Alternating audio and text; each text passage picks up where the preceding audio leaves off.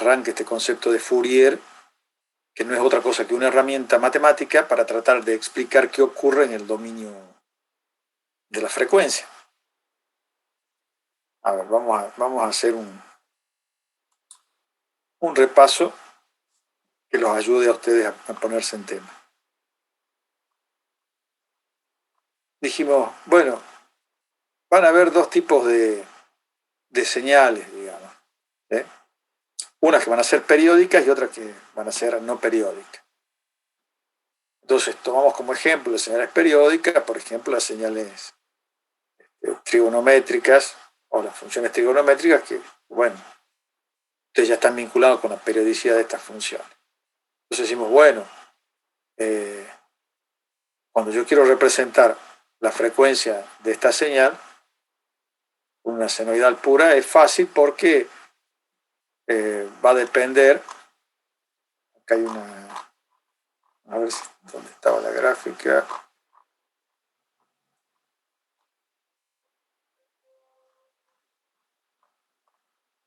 Quiero llegar a la gráfica para representar la frecuencia de esta señal. Fíjense que la frecuencia es el inverso del periodo. Acá el periodo está consignado en un segundo y fíjense que según esta gráfica tenemos 6 ciclos de la señal en un segundo. Por lo tanto, la frecuencia de la señal es igual a 6 Hz. Y si yo quería representar en el dominio de la frecuencia, correspondía a un segmento ubicado en la frecuencia de 6 Hz, cuya amplitud máxima es la amplitud máxima de la señal. Hasta aquí estaba sencillo. Ahora, cuando la señal es un poco más compleja, como por ejemplo las señales cuadradas, una señal cuadrada, entonces teníamos, para poder analizar su espectro de frecuencia, teníamos que recurrir a una herramienta. Y esa herramienta era la serie Fourier. ¿Y qué nos decía la serie Fourier? Que yo, si tenía una función periódica, esta podía expresarse matemáticamente como una serie infinita, cuyos términos tienen una formulación determinada. Ahora, esa formulación la podemos acomodar para que sea más sencilla con otra notación donde vemos que si f de t es una función periódica, va a ser igual a un coeficiente constante que no depende de la frecuencia, más, y aquí sí acomodamos, la suma de senos y cosenos, y vamos a ir teniendo los elementos de una serie, son números enteros. ¿sí? Entonces 0, 1. Entonces acá vemos una forma mucho más cómoda de explicitar todo lo que tenemos acá hasta el infinito como una sumatoria de n desde 1 a infinito. Son valores discretos. Hasta ahí una herramienta matemática. Eso quiere decir que yo tengo una representación de la señal en el dominio del tiempo y la serie de Fourier me va a permitir explicitar en el dominio de la frecuencia cómo está compuesta esa señal. Por eso es que luego tenemos, acá había una gráfica, esta que está acá. Decimos, tenemos la representación en el dominio del tiempo y la representación en el dominio de la frecuencia. Entonces, ahora tenemos que encontrar las fórmulas que nos permitan determinar estos coeficientes, a sub n, b sub n y a sub 0. ¿Qué es lo importante de lo que nos plantea Fourier? Fourier nos plantea una estrategia para encontrar las componentes de frecuencia de esa señal. Y nos dicen, bueno, las fórmulas que nos van a permitir encontrar los coeficientes de esa señal periódica, esta que la tenemos acá expresada en una forma más reducida, más simple de entender, para encontrar esos coeficientes vamos a tener una formulación que nos permite encontrar el valor de esos coeficientes en función de resolver estas integrales. ¿Sí? Bien, ahora, para resolver esas integrales, Si nosotros tenemos una señal sinusoidal pura, es muy fácil encontrar el valor tomando en cuenta si conocemos el periodo y la cantidad de veces que se repite esa señal en un periodo. Entonces, en este caso, tenemos 8 ciclos, quiere decir que en 8 Hz tenemos una recta que va a representar el valor de amplitud de la señal a esta frecuencia, porque tiene una sola componente de frecuencia. Si hablamos de una señal continua, la frecuencia es igual a 0, no hay variación. Por eso es que está sobre el eje vertical, que representa la amplitud de la señal para la frecuencia 0, porque se mantiene constante durante todo su dominio del tiempo. Hasta ahí vamos bien. Ahora, cuando nosotros queremos representar este tipo de señales que se parecen más a las señales con las cuales vamos a trabajar, pero no del todo, porque nosotros acá tenemos una señal periódica, ¿verdad? Que es una señal rectangular, o también llamada onda cuadrada, porque va a depender de la relación de aspecto, es decir, un rectángulo, el cuadrado es un rectángulo muy particular donde los lados son iguales, ¿verdad? Entonces decimos, bueno, tenemos este tipo de señal, una onda cuadrada. Ahora, esta onda cuadrada que es periódica, sabemos que no puede transportar información, ¿verdad? Porque sabemos que a un 1 le continúa un 0, a un 1 un 0, entonces quiere decir que esto no está trayendo información, porque es predecible todo lo que va a ocurrir. Y justamente vamos a ver en un capítulo denominado Teoría de la Información que la cantidad de información que provee un símbolo está muy relacionado con la probabilidad de ocurrencia. Cuanto más improbable es la ocurrencia de ese símbolo dentro de un alfabeto, mayor cantidad de información va a proponer, ¿sí? O va a contener. Entonces, la teoría de la información lo que va a hacer es analizar todas las circunstancias posibles. Solo que nosotros, en las comunicaciones, vamos a utilizar un alfabeto con 2 elementos, con 2 bits, el 0 y el 1. Por suerte, porque podríamos utilizar 30 y pico de elementos de nuestro alfabeto. Pero vamos a trabajar de toda esa teoría de la información con una simplificación. Es decir, bueno, vamos a trabajar con 0 y 1. Y encima van a ser equiprobables. Y ya van a ver cuando vean teoría de la información 3K4 con la ingeniera Ligorria, de que si son equiprobables, entonces, y son 2 los elementos, los símbolos, la cantidad de información que transporta cada símbolo es de 1 bit. Listo, entonces nos vamos a centrar en este tipo de códigos o de alfabetos. Entonces se simplifica notablemente. Y por otro lado sabemos que este tipo de señales no puede transportar información. Entonces, pero lo vamos a utilizar como una herramienta de aproximación a lo que sí nos interesa a nosotros. Entonces decimos, bueno, Fourier planteó toda su teoría para una señal periódica. Bien, entonces analizamos esta señal periódica muy particular que nos interesa mucho porque se parece bastante a las señales con las cuales vamos a trabajar. Solo que para nosotros, si es periódica, no puede transportar información. Pero vamos por parte. Entonces decimos, bueno, esta es nuestra f de t, porque fíjense que es la ampliación, la amplitud en función del tiempo. Y Fourier lo que nos va a proporcionar es la distribución de la energía en función de la frecuencia. Entonces, ¿cómo hacemos para calcular las componentes de la serie de Fourier que describan a esta señal cuadrada? Bueno, lo primero que vamos a hacer es definir los valores de la función f de t dentro de un intervalo. Entonces dijimos, como es periódica, vamos a tomar un periodo, menos t sobre 2 y t sobre 2, lo cual implica que todo esto es el periodo, la mitad del periodo y la mitad del periodo, ¿verdad? Hasta ahí me van siguiendo.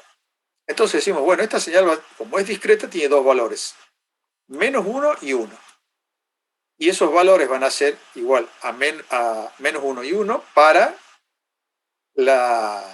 el rango de validez dentro del dominio de la función. Es decir, si el t está entre menos t sobre 2 y 0, entre menos t y sobre 2 y 0, va a valer menos 1. Y si está entre 0 y t sobre 2, va a valer 1. Es lo que está diciendo acá la función f de t. Bien, entonces tenemos que obtener la serie de Fourier. Para obtener la serie de Fourier, Fourier nos dice, bueno, tenemos que calcular los coeficientes. El término independiente, que representa lo que se denomina la componente continua, porque no depende de la frecuencia, y los coeficientes a sub n y b sub n, uno para los cosenoidales y otro para los sinusoidales. Bien, entonces empezamos a calcularlo tomando como base lo que obtuvimos como ecuaciones que definían los coeficientes. El coeficiente independiente era igual a esta integral, a f de t, entre los límites de integración. Entonces reemplazamos la función f de t, realizamos su integral, y esto es nada más que una integral definida, que está totalmente resuelta, y que fíjense que cuando resolvemos la integral definida, para esta función f de t, el valor de a sub 0 es igual a 0. Entonces ya sabemos que para una señal cuadrada no tiene componente continua, no tiene término independiente. Perfecto. Ahora vemos... Profe, sí.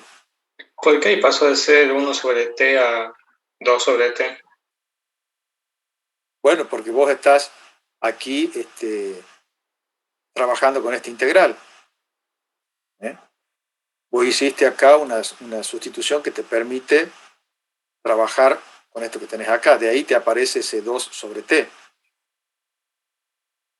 Fíjate, vos estás trabajando, esto es entre menos t sobre 2 y t sobre 2. Y acá está trabajando entre menos t sobre 2 y 0, y luego entre 0 y t sobre 2.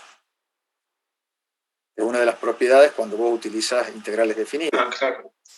¿Eh? Gracias.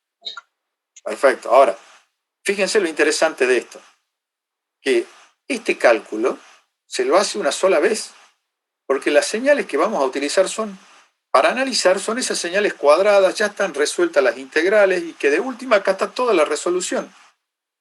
Y acá, aplicando Barrow, es que nos aparece este 2 acá. Perfecto, pero se hace igual a 0.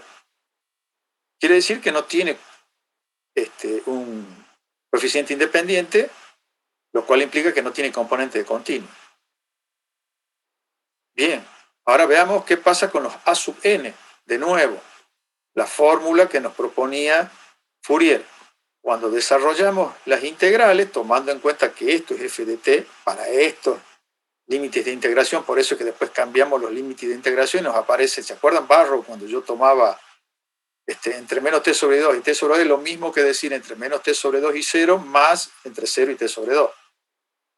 Bien, desarrollamos la integral y obtenemos nuevamente que el valor de estos coeficientes a sub n que representan a las componentes cosenoidales también es igual a 0.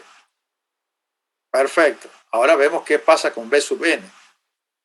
Cuando resolvemos b sub n, fíjense que lo que obtenemos como resultado es esto que tenemos acá, ¿sí? Que es un valor. Acuérdense que si yo tengo una integral definida, lo que obtengo es un valor concreto. Entonces, ese valor concreto va a estar, porque fíjense que son los coeficientes b sub n, para n igual a 0, n igual a 1, n igual a 2, etc. Entonces, yo ahora, para todo valor de n distinto de 0, empiezo a resolver esto que obtuve acá. Entonces, fíjense, yo digo, bueno, si n va a comenzar, como son valores enteros distintos de 0, dice, bueno, va a ser 1, 2, 3, 4, 5, ¿verdad? Porque tenemos que encontrar todos los b sub n. Entonces decimos, para b sub n igual a 1, ¿qué va a ocurrir acá? Esto es muy sencillo de resolver. Fíjense, el exponente es negativo.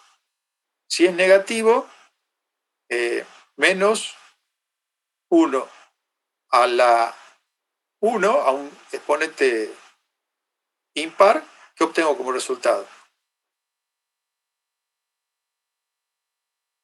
Esta es potencia.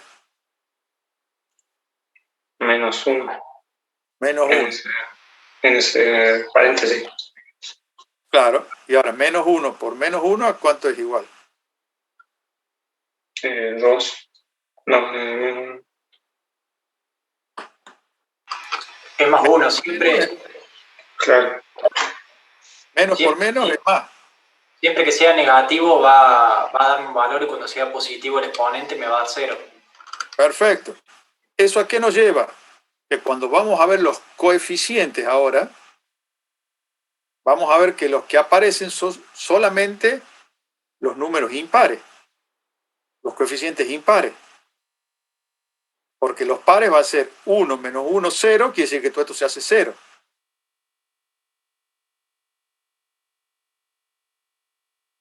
¿Hasta ahí me siguen? Sí. Fíjense que de todo Fourier, lo único que está sobreviviendo son los coeficientes b sub n. Obtuvimos la resolución de la integral definida. Y ahora lo único que tenemos que hacer es ir subiendo el valor de n para n igual a 1, n igual a 2, n igual a 3. Ahora, como acá tengo un exponente, tengo menos 1 a un exponente negativo, va a sobrevivir como menos 1 por menos, me da más. Entonces esto va a ser 2 por 2 porque es 1, está entre corchetes acá. 1 más 1 es 2, 2 por 2, 4. Y allí van a empezar a sobrevivir los valores impares. Por eso es que voy a tener la primer componente de frecuencia que corresponde a la fundamental. Luego voy a tener el primer armónico que va a ser 3 veces omega 0. Porque acuérdense que B sub n, a la hora de explicitar, acá está, a la hora de explicitar B sub n, el coeficiente, supongamos, es 1, 3 el que sobrevive, son los impares, 1, 3, 5, 7, 9, 11. Bien, quiere decir que todo esto desaparece y nos queda solamente esto. Entonces, lo primero que tenemos es para B igual a 0, en el caso, para para n igual a 1, yo voy a tener omega 0t, que es la fundamental. Luego, el primero que sobrevive es 3, porque acuérdense, son los impares. Quiere decir que el primer armónico va a ser 3 veces la fundamental. El segundo armónico va a ser 5 veces la fundamental, porque n va a ser igual a 5. Entonces, en definitiva, lo que yo voy a obtener de la función esta f de t, periódica, que es rectangular, voy a tener una serie infinita, porque acá al tercer armónico, perdón, esto sería el primero y el segundo armónico, le sigue el tercer armónico que es 7, el cuarto armónico que es 9, y así sucesivamente todos los impares hasta infinito. Eso me va a permitir representar esta señal cuadrada, que es de la cual yo quiero obtener el espectro de frecuencia. Esto es en el dominio del tiempo. Si yo sumo todas estas señales en el dominio del tiempo, voy a obtener esta señal en el dominio del tiempo, esta cuadrada. Ahora, si acá sume 1, 2, 3 armónicas solamente, la gráfica resultante es esta que tengo acá. Bastante distorsionada respecto de la que está en línea de trazo. Ahora, ¿eso qué quiere decir? Que si yo usé 3 armónicos, me está faltando toda esta energía para que sea exactamente igual. Ahora, para que sea exactamente igual, tengo que tener las infinitas componentes de frecuencia. Y fíjense que cada una me va a ir aportando cada vez menos energía, porque fíjense que la ecuación que yo estoy utilizando, con la cual resolví, yo tengo estos 4pi que se van a ir modulando, porque 4pi se va a modular con 1/3, o sea que yo tengo 4/3 de pi, y acá voy a tener 4/5 de pi, 4/7 de pi, quiere decir que cada vez va a ser menor. Menor la cantidad de energía que van a ir aportando las señales de más alta frecuencia. Pero que a la hora de graficar, si yo no utilizo las infinitas frecuencias, jamás voy a tener la señal estrictamente cuadrada.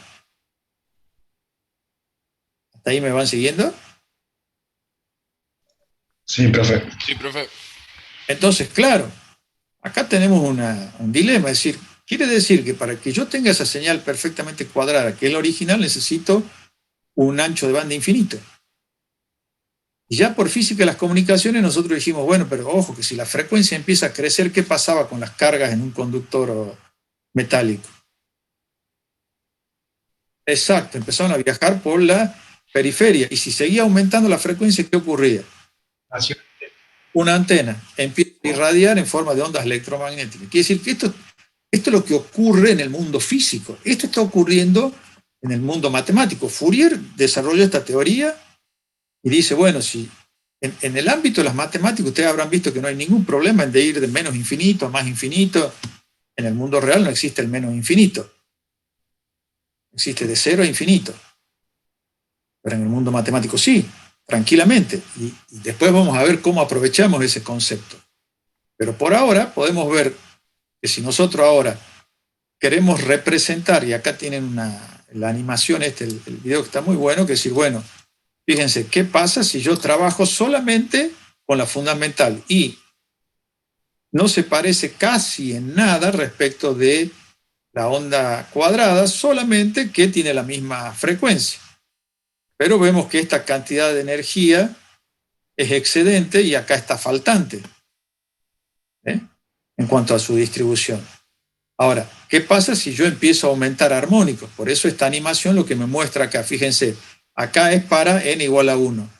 Y yo después voy a ir cambiando, solo que acá lo que va a consignar son las cantidades de armónica, no si es, no si es el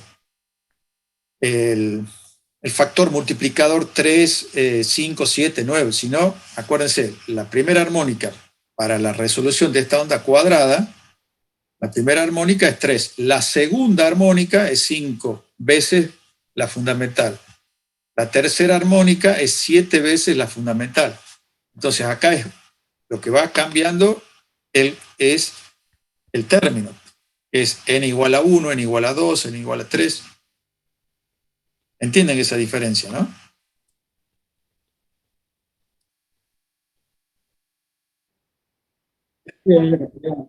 Bueno, miren, vengamos acá de nuevo. Acá lo van a poder ver. Esta es la fundamental. ¿Estamos de acuerdo? La primera armónica, que sobrevive a todo el planteo de Fourier, es 3 veces la fundamental. La segunda armónica es 5 veces la fundamental. Entonces, cuando n es igual a 1, cuando n es igual a 2 no existe, cuando n es igual a 3 recién existe, cuando n es igual a 4 no existe, cuando n es igual a 5 recién existe. Entonces, cuando yo ahora voy a hacer esta representación de estos valores, fíjense que a medida que yo vaya aumentando la frecuencia de la señal en función del armónico que voy sumando, bueno, se va a ir asemejando bastante la señal a la onda cuadrada. Pero estoy ocupando cada vez más espectro de frecuencia. Fíjense cómo se va apareciendo cada vez más, pero la cantidad de armónicas que yo estoy sumando es muy grande en cuanto a frecuencia.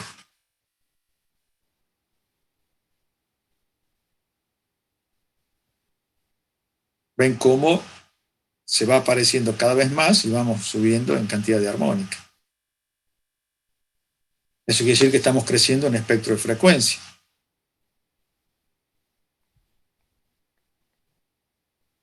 Entonces hay que ver si el medio físico de transmisión, cuál es la frecuencia máxima que puede transportar.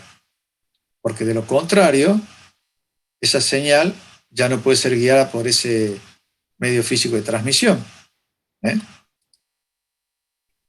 Profe, ahí me surge una duda.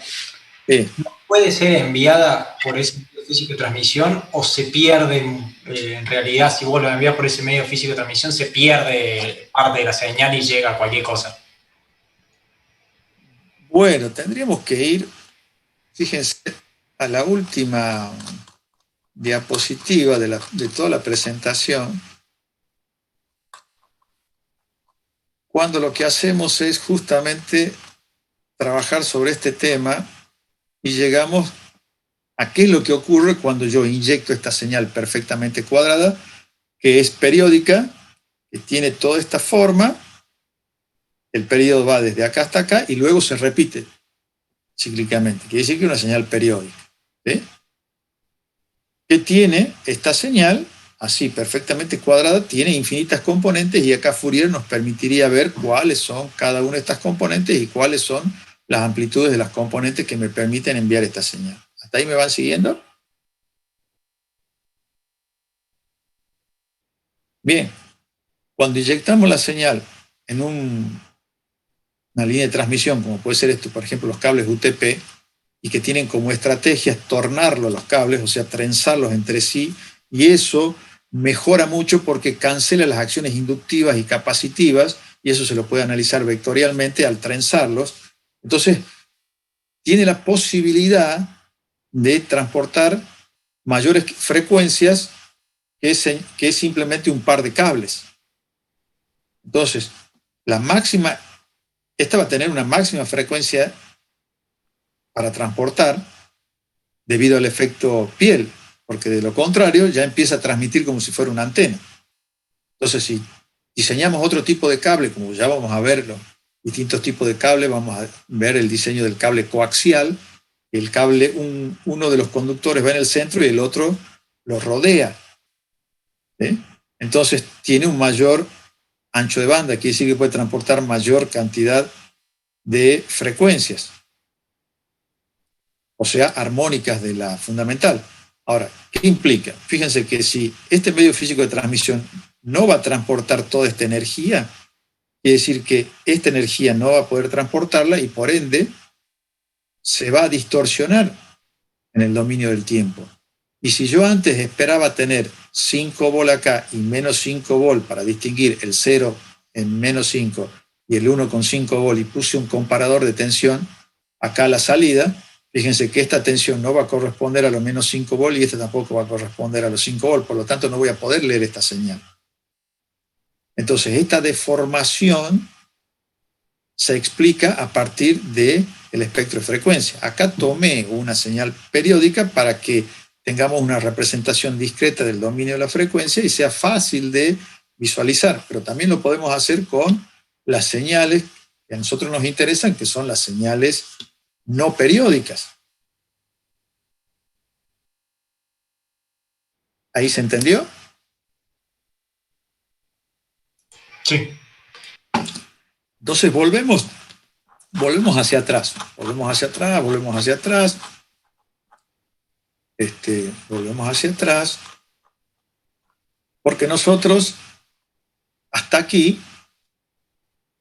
podemos obtener el espectro de una señal periódica, una señal rectangular, periódica, porque esto es lo que hemos calculado, que son las que utilizamos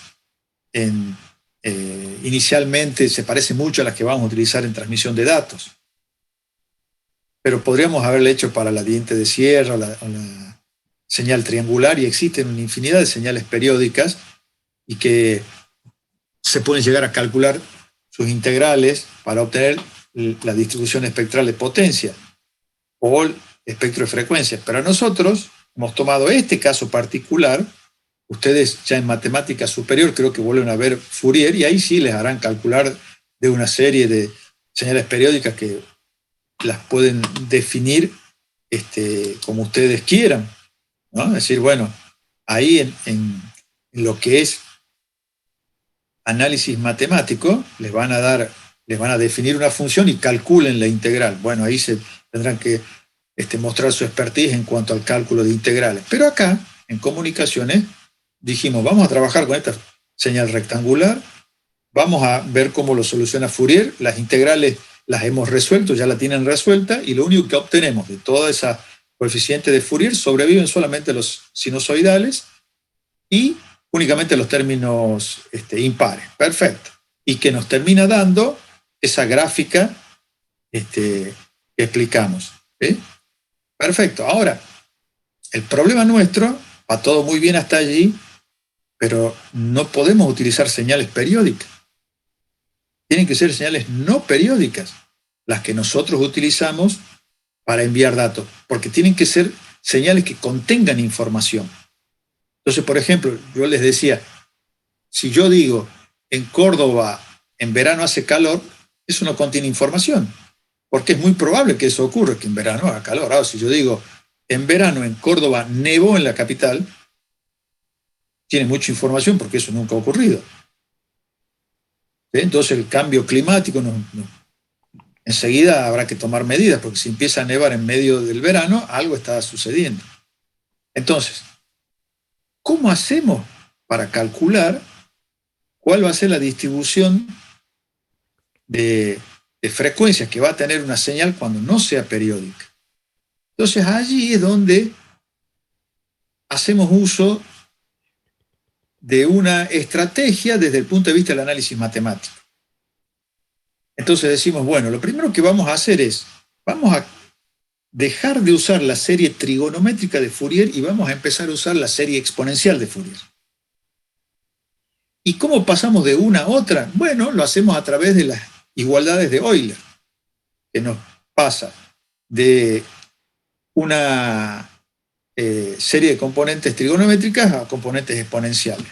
Te dicen, bueno, profe, pero se nos complica un poco porque las exponenciales no estamos muy familiarizados. Bueno, pero esa es la estrategia, porque como las funciones exponenciales tienen ciertas propiedades, ustedes saben que la integral de e a la x, ¿a qué es igual? E a la x. E a la x. ¿Sí? Y de ahí surge ese chiste que están todas las funciones en una gran fiesta y estaba ya solita e a la x y le dicen, vení, integrate. Y ella, ¿qué dice? No, me quedo acá porque es lo mismo. Claro, si no entienden algo de matemática, ese chiste como que queda en el aire, ¿verdad? Pero fíjense que es muy interesante a la hora de estrategias de resolver integrales que yo integre una función y obtenga nuevamente la misma función, sin ningunos otros valores, números, cosas raras, porque cuando integramos funciones trigonométricas nos aparecen otras funciones. Entonces, usamos esa particular propiedad de las funciones exponenciales porque nos va a servir. Es como cuando ustedes usan, en lenguajes de alto nivel, usan librerías para resolver ciertos problemas que tienen, usan una librería, la aplican y listo. Saben que si están en HTML hay una librería que hace que un botón, cuando yo lo oprima, encienda o no encienda. Listo, uso una librería que me pone eso. Alguno se puso a programar eso, yo lo utilizo como herramienta. Acá es lo mismo. Decimos, bueno, a ver, yo quiero pasar de funciones periódicas que hemos logrado calcular la integral gracias a Fourier, y cómo hago para cuando yo quiera trabajar con señales que no sean periódicas. Y allí es donde aparece una herramienta llamada transformada de Fourier. El nombre es grandilocuente, pero tranquilos, porque nosotros lo que vamos a hacer es uso de una herramienta. Entonces lo vamos a ver como una herramienta. Ustedes en análisis matemático tendrán que definir cómo es, por qué, bla, bla. Acá es una herramienta. Ahora, esa herramienta, fíjense que es muy sencillo cómo lo vamos a utilizar, porque decimos, hasta acá muy lindo, pero estas señales no nos sirven para trabajar en la transmisión de datos. Entonces decimos, bueno, ¿cómo vamos a hacer ahora? Bueno, esto que les decía. Y esto está en el video, ¿verdad? Entonces decimos, bueno, ahora vamos a pasar a hacer uso de esta otra herramienta transformada de Fourier. Lo primero que hacemos es expresar lo que antes estaba en funciones trigonométricas, los coeficientes, con esta igualdad, el coseno y el seno, reemplazamos en la serie trigonométrica de Fourier y obtenemos esto como forma de calcular los coeficientes. ¿Sí? Hasta acá parece muy complicado, pero fíjense lo siguiente, está todo resuelto, por suerte no tienen que resolver nada ustedes, solamente entender lo que estamos haciendo. Entonces decimos, bueno, ahora de nuevo, vamos a partir de nuestra señal periódica, que por ahora no transporta información. ¿Estamos de acuerdo? Entonces acá la magia está en saber elegir los límites de integración y aplicar una función exponencial. Entonces, Lo primero que definimos es de nuevo, en vez de llamarlo 1 y menos 1, acá lo vamos a llamar A y 0. Quiere decir que nuestra función, que es discreta, que tiene dos valores, uno va a ser A y otro va a ser 0. ¿Hasta ahí vamos bien? Y elegimos los límites de integración que nos convienen. ¿Se acuerdan que para resolver integrales, a veces no podemos encontrar el resultado? Cosa que sí podemos hacer con las derivadas. Seguimos los procedimientos y siempre vamos a encontrar la derivada de una función. Ahora, encontrar la integral de una función es una cosa más compleja, a tal punto que hay una serie de recursos, hacerlo por sustitución, por partes, bla, bla, hay muchas estrategias y aún así, cuando decidimos hacer las sustituciones, las podemos complicar, ¿o no? Todo en cuanto a resolver la integral. Ahora, cuando hablamos de la integral definida Barrow, allí vemos que tenemos un plus si sabemos elegir los límites de integración que nos convengan. Estamos recordando el análisis matemático. Entonces decimos, bueno, acá vamos a tomar como límite de integración, fíjense, menos tau sobre 2, definiendo como tau la duración del pulso. Desde este punto a este punto es tau, la duración del pulso. El periodo sería desde este punto hasta este punto, o es lo mismo tomar desde la mitad hasta la mitad. Es una estrategia. Hasta aquí no ha variado nada respecto a la señal periódica que habíamos visto. ¿Hasta ahí me van siguiendo? Fíjense que estamos acomodando. Entonces decimos, esto es el periodo y esto es tau, la duración del pulso. Y vamos a integrar, porque nos conviene, desde menos tau sobre 2 a tau sobre 2. Para el valor A, desde menos tau sobre 2 a tau sobre 2. Entonces, ¿por qué la complica así? Bueno, porque inicialmente parece una complicación. Y para 0 va a ir de tau sobre 2 a t menos tau sobre 2. Este valor 0, este valor 0. De acá. Bien. Entonces, ahora vamos a empezar a resolver la integral.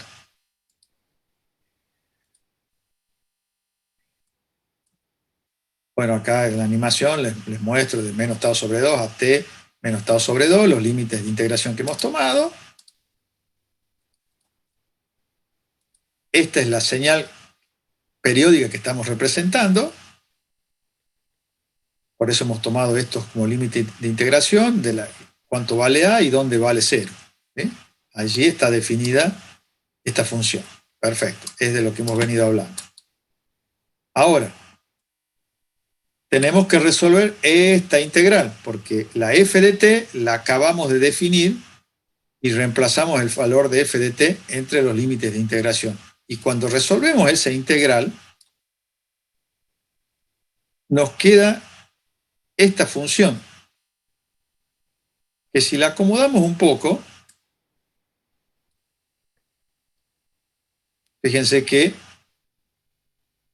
esto pasa dividiendo acá, la hemos acomodado un poco, y vemos que esta es una función muy conocida en el análisis matemático, que es seno de x sobre x, que es lo mismo que la señal sin o la señal muestreo, también llamada, muchas formas de llamar, pero es otra cosa decir seno de x sobre x. Y esta es muy conocida en el análisis matemático. Por suerte ya han pasado por ese desierto y han obtenido el expertise suficiente como para decir, sí, es cierto, esa función seno de x sobre x es la que yo tengo acá, y lo que tengo es que este valor, fíjense que esta es la amplitud A, la amplitud máxima que yo tengo acá, del pulso, tau es la duración de este pulso desde este punto a este punto, y t es el periodo, ¿sí? Que es esto que tengo acá, desde este punto a este punto, o también puedo decir de acá a acá, es lo mismo, ¿verdad? Eso se entiende gráficamente. Entonces, lo que yo voy a tener es esta magnitud, que es constante, dado un tau y dado un t, esta magnitud es constante. Y esta señal, que tengo acá seno de x sobre x, va a ir modulando ese valor. Entonces, ahora veamos cuál es la gráfica de seno de x sobre x. Bueno, la gráfica de seno de x sobre x ya se ha calculado y es esta que tenemos acá, donde a lo que a nosotros nos interesa es el cruce por cero, cuáles son los puntos de cruce por cero, y nosotros sabemos que la señal seno de x sobre x, el primer cruce por cero es para pi, para 2pi, para 3pi, etc. Y cuando este eje vale 0, tengo el cruce en el cual el valor es 1 en este punto. Todo esto para la señal seno de x sobre x. ¿Sí? Entonces, hasta ahí me van siguiendo. Toda esta gráfica es lo que yo tengo acá, seno de x sobre x. Y este valor es el que en definitiva, acá ya no va a ser 1, sino que va a ser este valor que tengo acá. Y que irá disminuyendo modulado por la función seno de x sobre x. Esto es lo que nos dice el análisis matemático. ¿Hasta ahí alguna duda? Bien. Pero seguimos con una señal periódica, ¿verdad? Fíjense cómo es la estrategia acá. Entonces decimos, bueno, ahora, quiere decir que la serie exponencial de Fourier nuevamente nos permite pasar del dominio del tiempo al dominio de la frecuencia a través de la serie exponencial de Fourier. Bien, pero seguimos todavía con una señal periódica. Bueno, ahora, ¿cómo puedo? Y esto es lo que tiene de bueno las matemáticas. Acuérdense los límites. Cuando x tiende a infinito, pero yo no le puedo dar el valor infinito, pero el límite lo que me dice es a qué valor tiende una función cuando yo la hago tender a infinito, ¿verdad? Y obtengo un valor determinado, ¿no? Ese es el concepto de límite. La función no está definida para un punto, pero yo puedo saber hacia qué punto converge. Entonces acá, cuando yo digo, bueno, vamos a analizar esta serie exponencial de Fourier, decimos, el cruce por el primer cero es en pi, el segundo cero en 2pi, etc. Entonces, ahora lo que vamos a hacer es definir una relación entre la duración del pulso y la duración del periodo. Porque a uno lo habíamos llamado genéricamente tau, duración del pulso, y genéricamente t, duración del periodo. ¿Sí? Entonces, ahora le demos valores para poder interpretar esta gráfica. Decimos, supongamos que tau, la duración del pulso, es de 1/20 de segundo, ¿sí? Para tau. Y la duración del periodo es de 1/4 de segundo. ¿Hasta ahí vamos bien? Entonces, cuando yo pongo esos valores acá, es tau sobre t es igual a 1/5. 1/5 multiplicado por a es igual a a sobre 5. Obviamente ya no es igual a 1, porque ese era el planteo teórico del seno de x sobre x. Ahora tenemos acá una señal concreta y los valores de la relación entre tau y t es el que va a ser modulado por la señal seno de x sobre x. Entonces ahora decimos, bueno, como es discreto porque es periódico, lo que tenemos que encontrar son estos saltos de omega 0. Omega 0 era igual a 2pi por la frecuencia, o que es lo mismo 2pi sobre el periodo. El periodo era 1/4, quiere decir que omega 0 va a ser igual a 8pi. ¿En eso estamos de acuerdo? Quiere decir que la distancia entre este punto y este punto va a ser de 8pi. Ahora, cuando n sea igual a 2, acá vamos a tener 16pi. Cuando n sea igual a 3, vamos a tener 24pi. Ahora, lo que a nosotros nos interesa saber es este cruce por cero. ¿Cuál va a ser cuál armónica es la que va a tener el cruce por cero? Entonces ahí es donde nosotros sabemos que ese cruce por cero es cuando todo esto valga pi. Entonces reemplazo el valor de tau, reemplazo el valor de t, despejo el valor de n y encuentro qué armónica es la que me va a determinar el cruce por cero. Y la relación entre tau, entre el periodo t y tau, va a ser igual a la inversa de 1/5, que es lo mismo que 5. Esto me está diciendo que en la quinta armónica yo estoy teniendo el cruce por 0. Si omega 0, la fundamental, es igual a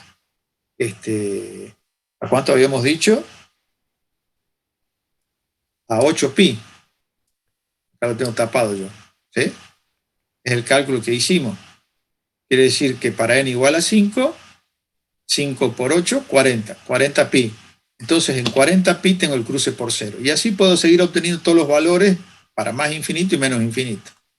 Y hasta que usted dice, profe, ¿y qué hemos ganado con esto si seguimos con una señal periódica? Bueno, acá viene la magia. Entonces decimos, bueno, ¿qué pasa si ahora, fíjense, si aumenta el periodo y mantengo constante la duración del pulso, fíjense que omega 0, estas distancias van a ir disminuyendo porque esto está en el denominador. Entonces, esta cantidad, 2pi, es constante, y si t empieza a aumentar, esta distancia va a empezar a disminuir. ¿Ahí me siguen? Entonces, si yo mantengo constante la duración del pulso, que era un 20avo, y ahora empiezo a aumentar la duración del periodo, donde antes era 1/5 y ahora es 1/2, y 1/2 es más grande que 1/5. Y si así sigo aumentando la duración del periodo, fíjense, manteniendo constante tau, empiezo a tener en el dominio del tiempo esto que tengo acá. Tau sigue siendo 1, acá t es igual a 2, tau sigue siendo 1, t es igual a 5, tau es igual a 1, t es igual a 10, tau es igual a 1, t es igual a 20. Ahora, cuando t tiende a infinito, yo voy a tener mi pulso rectangular. ¿Qué es lo que estoy buscando? Es decir, ahora tengo un pulso aislado. Ahora, ¿qué ocurre cuando yo tenga ese pulso rectangular solo, que puede ser 0 o puede ser 1? Y ahí ahora sí puede transportar información porque no es periódico. ¿Qué ocurre con el espectro de frecuencia? Y fíjense qué ocurre con el espectro de frecuencia. A medida que yo voy aumentando la duración del periodo manteniendo constante tau, resulta que se van aproximando las líneas entre sí hasta llegar a un punto que el espectro se hace continuo. Entonces, la forma de obtener esto es cuando yo, en una serie exponencial de Fourier, hago tender a infinito el periodo, y allí es donde aparece este concepto de transformada de Fourier. La transformada de Fourier es la que me va a permitir pasar del dominio del tiempo al dominio de la frecuencia. Y que para un pulso rectangular, esa distribución espectral de frecuencias es continua. Fíjense, acá tengo el pulso rectangular en el dominio del tiempo. En rojo tengo la distribución de la amplitud en función de la frecuencia. Todo esto tendría que estar todo pintado de rojo, todo pintado de rojo, pero que no lo hice para que quede más fácil de visualizar las imágenes. Pero ya sabemos que el espectro es continuo. Ahora, esta línea roja lo que está haciendo es mostrando la amplitud en términos de tensión respecto de la frecuencia. Pero como a mí me interesa la potencia, ¿qué pasa con la potencia? Y acuérdense que la potencia podía ser expresada, la potencia normalizada, como la tensión al cuadrado dividido la resistencia unitaria de un ohm, que en definitiva es la tensión al cuadrado. Entonces, la forma de obtener esa densidad espectral de potencia es elevar a la señal sinc de x al cuadrado. Entonces, lo que antes tenía ámbitos positivos y negativos, al elevarlo al cuadrado, siempre va a ser positivo, y la gráfica pasó a ser esta que está en diagrama en un punteado azul. Entonces, llegado a este punto, ¿qué representa en el gráfico anterior la función sinc de x? Está representando la variación de la tensión en función de la frecuencia. ¿Sí? Cuando decimos que representa en el gráfico anterior la función sin cuadrado de x, en realidad acá tendría que ser sin de x al cuadrado. Esto hay que corregir. No es lo mismo sin cuadrado de x que sin de x al cuadrado. Acá es sin de x al cuadrado. ¿Estamos de acuerdo ahí? Es un error que lo tengo que corregir. ¿Cuál es el valor de frecuencia más alta y la más baja? ¿Cuál es el valor de frecuencia más alta para un pulso rectangular?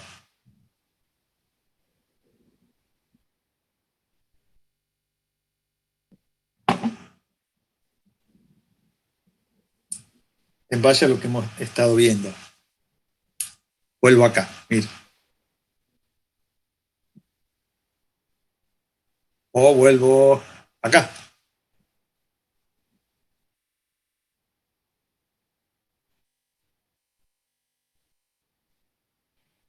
¿No es infinito, profe? Sí, exactamente.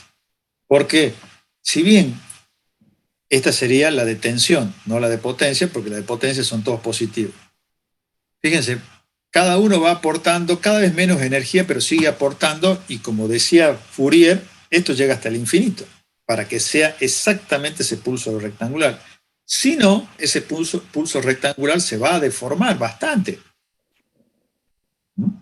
Porque si yo digo, bueno, tomo este punto del primer cruce por cero como la máxima frecuencia, y el criterio puede ser porque entre cero y este primer corte tengo la mayor cantidad de la energía y descarto toda esta otra energía, voy a tener un pulso deformado, pero que puede llegar a ser suficiente para reconocerlo. Después lo veremos. Por eso es que después decimos que hay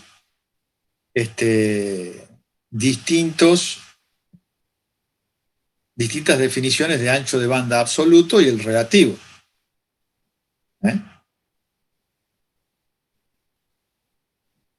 Y acá vimos una explicación de lo que es el ancho de banda absoluto y el relativo. Pero antes de seguir con esto, bueno, hasta ahí llegamos con ¿para qué nos sirve Fourier, digamos? ¿Cómo llegamos a la transformada de Fourier? Que son las preguntas estas que están acá. Estas son preguntas de examen.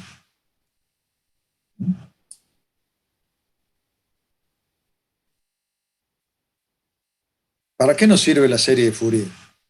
¿No nos sirve para las gráficas, profe? ¿Cómo? Para las gráficas, para graficar los armónicos. ¿No? Bueno, digamos, como están en esta etapa de aprendizaje, yo lo que ahora tengo que hacer es colaborar con ustedes para que respondan ya en términos de ingeniería y en base a todo lo que hemos visto. Entonces, volvemos de nuevo. ¿Para qué nos sirve la serie de Fourier? Está más o menos por lo que estás planteando, pero tiene que ser muy estricto lo que digas como respuesta. La señal en función del espectro de frecuencia. Muy bien, pero está faltando plata ahí. ¿Para qué tipo de señales? La señal es periódica. Para la señal principal. Periódicas. La serie de Fourier nos permite representar el dominio de la frecuencia para señales periódicas. O sea, cómo se distribuye la potencia en función de cada una de las armónicas. Otra forma de decirlo es, ¿con cuánta energía aportan cada una de las armónicas? Lo que me permite mostrar Fourier es, para una señal periódica, cómo está distribuida la energía en función de las armónicas. ¿Qué significa eso? ¿Cuánta energía aporta cada una de las armónicas?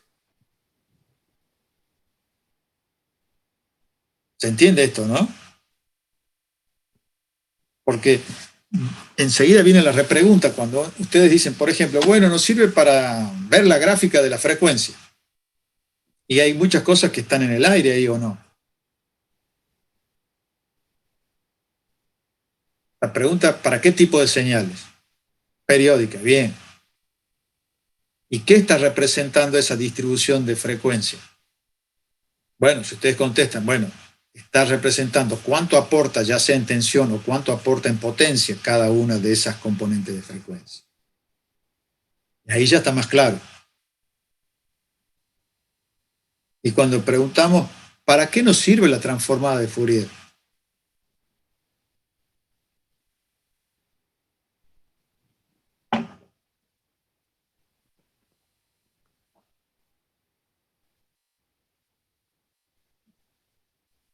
No es para pasar de que sea periódica a que pueda transmitir información de forma que no sea periódica.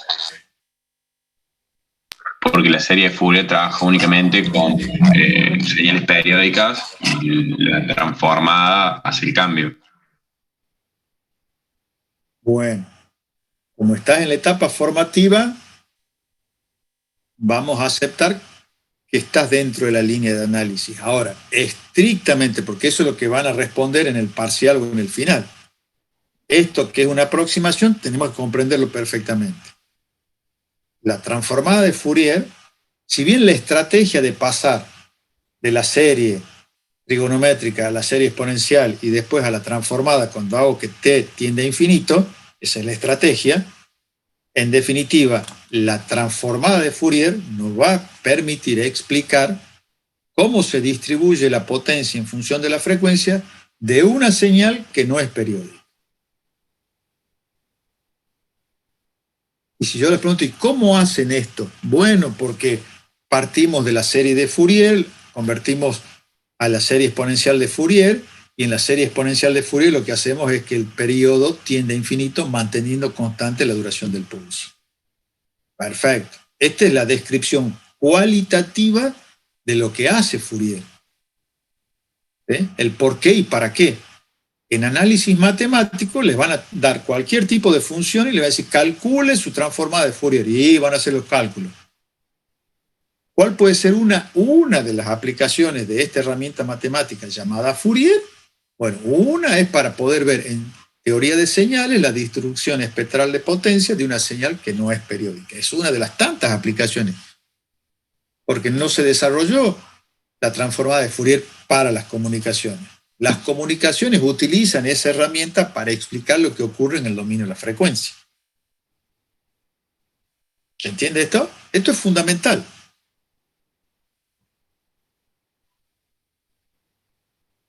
Porque no es aprenderse la fórmula, es saber por qué y para qué, que tiene su fundamento teórico en una herramienta matemática que es la serie de Fourier y de la cual deberán conocer básicamente la formulación de la serie exponencial de Fourier y la serie trigonométrica de Fourier, es decir, cómo Fourier explicita. Pero aún así, hasta ahora, en ningún final nadie desaprobó porque no se acuerde los coeficientes de Fourier, cómo calcularlos. Ahora, sí saber de qué se trata, cuál es la estrategia para usarlo como herramienta. ¿Por qué usan eso como herramienta? ¿Cuál es el objetivo? ¿Y qué termina demostrando Fourier haciendo uso de esa herramienta? Porque después nos tenemos que enfrentar con los medios físicos de transmisión. Entonces ahí es donde aparece el concepto de ancho de banda absoluto y ancho de banda relativo. Entonces ese ancho de banda absoluto es matemáticamente una f de t, ya sea periódica o no periódica, cuántas componentes de frecuencia tiene. Entonces ahí van a ver que tiene un ancho de banda absoluto infinito.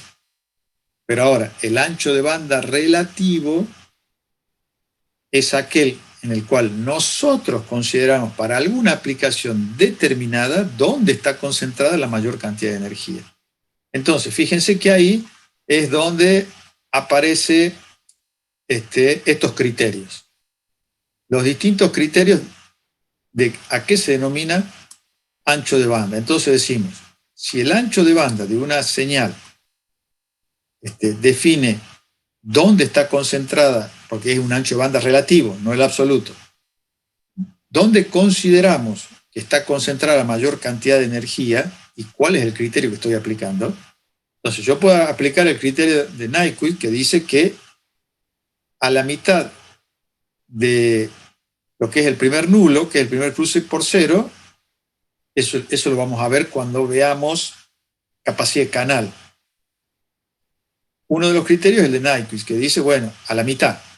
Otro es el del primer nulo. Otro es el de nulo a nulo. Otro incluye los dos primeros nulos. Y así sucesivamente, de acuerdo a dónde voy a aplicar el criterio de ancho de banda. A lo mejor es suficiente con pensar en el ancho de banda del primer nulo para ciertas señales reales que tienen solamente componentes positivas de frecuencia, pero cuando ya veamos la parte de modulación, allí vamos a tener que considerar el ancho de banda de nulo a nulo, porque vamos a ver que trasladamos en la modulación, trasladamos en frecuencia el ancho de banda base, pero ya vamos a llegar a modulación. Hasta aquí lo que nos interesa es que distinga que hay ancho de banda absoluto y ancho de banda relativo. Y el ancho de banda relativo está centrado en el concepto de considerar de cuál es el criterio que van a utilizar para considerar dónde está concentrada la mayor cantidad de energía para la aplicación que van a utilizar. Porque después vemos, como lo indicaban las diapositivas anteriores, que tenemos que hacer coincidir la capacidad del canal con el ancho de banda relativo para una señal. Porque si tenemos una señal de ancho de banda absoluto infinito, obviamente no puede atravesar un canal físico que tiene un espectro de frecuencia donde tenemos una frecuencia mínima y una frecuencia máxima que pueden atravesar este canal de comunicación sin sufrir atenuaciones que no me permitan distinguir la función original. Entonces yo después tengo que hacer coincidir el ancho de banda de la señal que estoy generando con el ancho de banda del canal que tengo disponible. Y allí es donde veré qué criterio utilizo, si el del primer nulo, el de Nyquist, etc.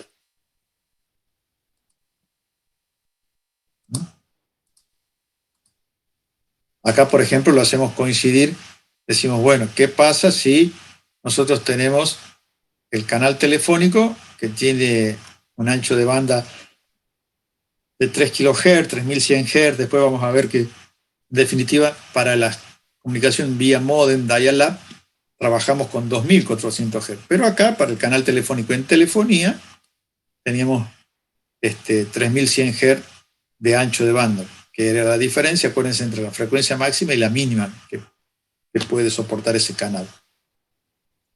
Entonces, si yo quiero transportar la voz humana y la voz humana tiene componentes hasta 10 kHz, evidentemente no va a poder pasar la voz humana en su totalidad con todos sus componentes de frecuencia a través del canal telefónico. Entonces, ¿qué creen que ocurrirá? ¿Qué tendremos que hacer?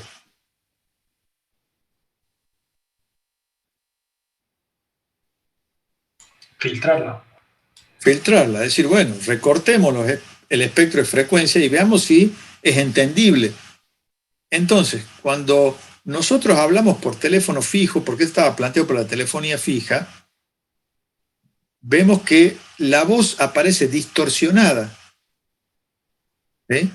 A veces hasta ni siquiera podemos reconocer la voz, porque la voz humana se compone de componentes de frecuencia entre 15 y 10 kHz. ¿Sí? ¿Habría que filtrarlo con un filtro paso abajo o no?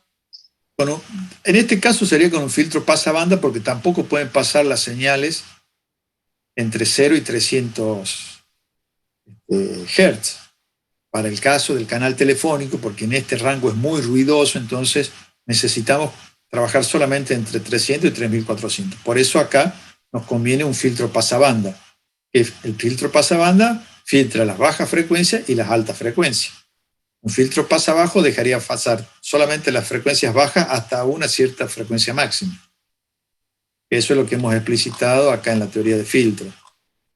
Acá, que es un filtro pasabajo y cómo lo podemos implementar. Y aquí la implementación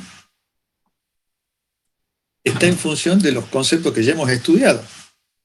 Porque dijimos, ¿cómo se comporta una acción capacitiva en un circuito de este tipo?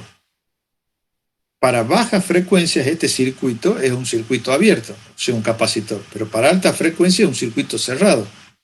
Quiere decir que la diferencia potencial entre este punto y este punto va a ser cero a partir de una cierta frecuencia donde se comporte este capacitor como un circuito cerrado, como si fuera simplemente un cable. Y esa frecuencia está determinada por esta ecuación muy sencilla donde tiene que ver el valor de la resistencia y el valor de la capacidad. Porque aquí sí voy a colocar un capacitor y una resistencia. También puedo utilizar un inductor y una resistencia. Entonces, para baja frecuencia el inductor deja pasar la corriente. Porque el inductor se opone a las variaciones bruscas, ¿se acuerdan? A las variaciones bruscas del campo magnético alrededor de ese conductor. Entonces, si la variación no es brusca, la frecuencia es baja, entonces va a dejar pasar la corriente. Ahora, si la frecuencia empieza a ser muy alta, una variación muy brusca del campo magnético se va a oponer. Entonces, lo que va a ocurrir es que también va a existir una frecuencia de corte que va a estar en función de la resistencia y el valor de la inductancia, para el cual a partir de una determinada frecuencia esta resistencia se convierte como inductancia se convierte en un circuito abierto y no deja pasar corriente. Por eso se viene abajo acá el valor de la tensión. Y así podemos seguir analizando el resto de los filtros, filtro pasa alto, filtro pasa banda, que es una combinación de dos filtros, un filtro pasa bajo y un filtro pasa banda, que sería esto que tengo acá. Fíjense, el filtro pasa alto, yo estoy inyectando tensión. Este capacitor, si la frecuencia es baja, se convierte como si fuera un interruptor abierto. Quiere decir que no deja pasar la tensión hasta tanto llegue a su frecuencia de corte, donde este capacitor se va a convertir como si fuera un interruptor cerrado, por lo tanto circula corriente, entonces empieza a circular la tensión. Ahora, esto se convierte en un filtro pasa abajo, quiere decir que a partir de cierta frecuencia este capacitor se va a convertir en un circuito, en un switch que está cerrado, y toda la corriente va a circular a través de esto y la diferencia de potencia entre este y este punto va a ser cero. Por eso es que cae acá.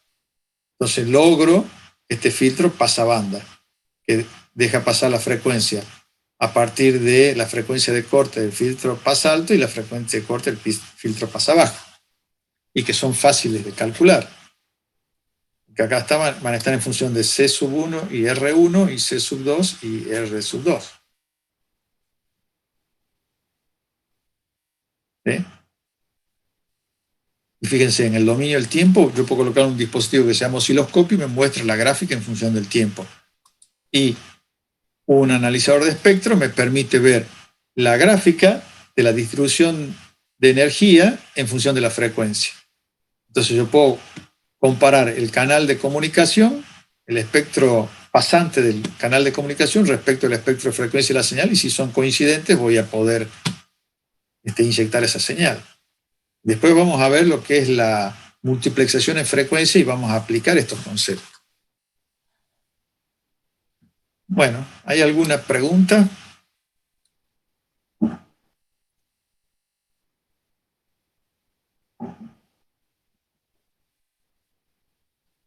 ¿Quedó claro?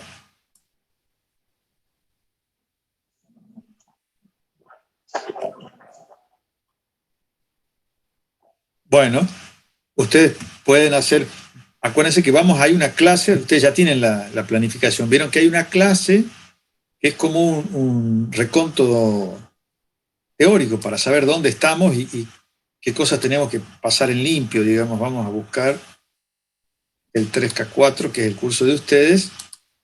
Entonces fíjense que acá que nos va a permitir invertir la frecuencia simplemente de corte para poder eliminar la banda, lo que se llama la banda pasante. Vamos acá sobre... La del pasabanda, dice, profe. La del elimina banda. Fíjate que la elimina banda va a ser la... Pero digo, ¿la frecuencia de corte del pasabanda se invierte o cuál? Claro, porque vos fíjate que tenés, para el elimina banda tenés que eliminar esto que está acá. Dejar pasar las bajas frecuencias y las altas frecuencias. Y eliminar lo que es, en este caso, la banda pasante. El elimina banda. Entonces, acá lo que vos tenés que encontrar es esta frecuencia de corte, la inferior, y la frecuencia de corte superior. Pero solo que para acá vas a tener que considerar un filtro pasa bajo y acá un filtro pasa alto.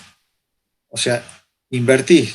Esto que está acá lo pones acá y esto que está acá lo pasas para el otro lado. Pero con manejar filtro pasa alto, pasa bajo y pasa banda para lo que es las comunicaciones es suficiente. Y saber que un filtro elimina banda es justamente eliminar la banda pasante y es la combinación entre un filtro pasa bajo y un filtro pasa alto. ¿Se entiende esto? Ok, sí, sí, profe, muchas gracias. No hay problema. Profe, una duda. ¿Las filminas las vas a subir? Así las tenemos disponibles. Bueno, este es otro punto, porque tiene que haber un proceso. Y el proceso es ver el video de la clase, después sacarnos las dudas en la clase presencial, esta síncrona, y luego tener como referencia el PDF del PowerPoint. Ahora, ¿qué está ocurriendo? Si yo subo, que ya me doy cuenta porque al subirles el PDF de la clase anterior, fueron directamente al PDF. Entonces, se quedan en el PDF del PowerPoint y no van a la fuente inicial que es la clase. De último, ustedes pueden reconstruir el PowerPoint porque con el Paint, impresión de pantalla, cada pantalla le imprimen y arman el PowerPoint. Y eso también es un método de fijación de información. Es decir, bueno, voy viendo el video, pauso, impresión de pantalla, lo pegan en el Paint y luego recortan y lo pegan en PowerPoint. Listo, ya tengo la primera diapositiva. Y el profe va hablando, pasa a la segunda diapositiva. Impresión de pantalla y seguimos. Ese es otro proceso cognitivo.